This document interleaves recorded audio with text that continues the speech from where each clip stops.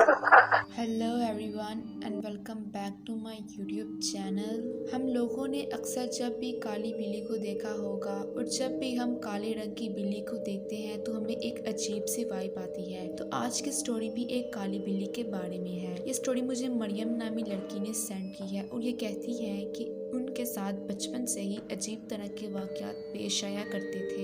ये बातें अक्सर वो अपनी अम्मी को बताती कि जैसे कोई मुझे फॉलो कर रहा हो, कोई मेरे पीछे पड़ा हो। लेकिन अम्मी मेरी बातों को टाल दिया करती और बताती कि तुम्हारा वहम होगा। मैं इन चीज़ों का अब इतना ज़्यादा आदी हो चुकी हूँ कि अब मुझे ये सारी चीज़ें नॉर्मल लगती हैं। मुझे ख्वाबों में भी अक्सर कोई काला साया नजर आया करता था जो कि मेरा पीछा कर रहा होता था, लेकिन आज तक मुझे इन चीज़ों ने कोई नुकसान नहीं पहुँचाया है। खैर, मेरी अम्मी ने मेरी शादी कर दी। उन्होंने सोचा कि शायद शादी के बाद इस तरह के मामलात वगैरह नहीं होंगे, लेकिन ये उनकी गलतफहमी थी। जब मैं शादी करके यहाँ से रुखसत होकर चली गई तो अगले दिन मेरे घर वाले मेरे लिए सुबह का नाश्ता लेकर आए। तो मेरी सास ने मेरी अम्मी को बताया कि आपने कल रुखसती के वक्त उसका पालतू बिल्ला भी इसके साथ रुखसत करके बेच दिया था।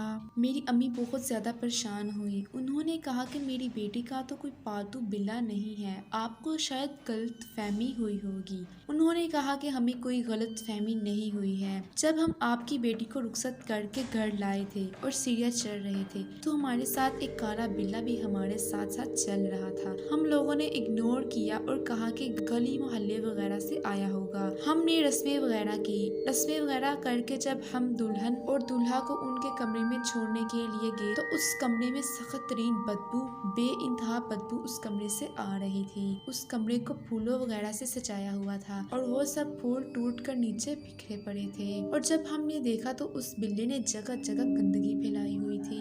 हमने बेडशीट वगैरह चेंज की और कमरे की अच्छे तरीके से सफाई की। मजीद वो बताती है कि सुबह आपकी बेटी की आंखें रेड हुई थी और वो इस अंदाज से बोल रही थी जैसे कोई मर्द बोल रहा है। चले जाओ यहाँ से, चले जाओ यहाँ से।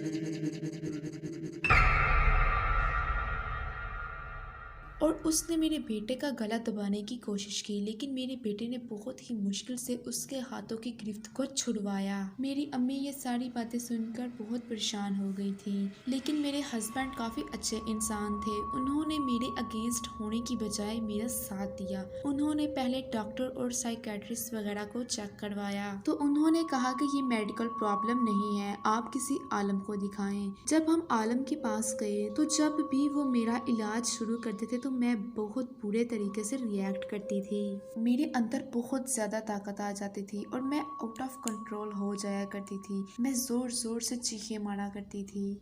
तकरीबन 2 साल तक मेरा उस जगह पर इलाज होता रहा, लेकिन कोई भी फर्क नजर ना आ सका। तो उस आलम ने कहा कि अगर इससे वो चीजें नुकसान नहीं पहुंचा रही तो हम इसका इलाज बंद कर देते हैं, क्योंकि हमें इलाज के बावजूद भी कोई फर्क नजर नहीं आ रहा। हम इसे एज इट इज ऐसा ही छोड़ रहे हैं। खैर, उसके बाद हमने इलाज वगैरह बंद करवा दिया। तकरीबन 2 साल बाद मेरा बेटा हुआ। मेरे साथ भी अभी तक इस तरह के मामलात वगैरह होते हैं। अक्सर मेरे घर वाले मुझे कहते हैं कि तुम किसके साथ बातें करती हो, बट आई डोंट नो, कोई चीज मुझे खुद ही अपनी तरफ अट्रैक्ट करवाने की कोशिश करती है। घर में दूसरे लोगों के साथ इस तरह के मामलात वगैरह नहीं आते, लेकिन मेरे साथ ही इस तरह के मामलात वगैरह पेश आते हैं। आज तक ये चीजें मेरे साथ मौजूद हैं और अभी तक इन चीजों ने मुझे कभी भी जानी नुकसान नहीं पहुंचाया और ये चीजें अभी तक मेरे साथ जुड़ी हुई हैं। तो ये थी आज की एक हॉरर स्टोरी।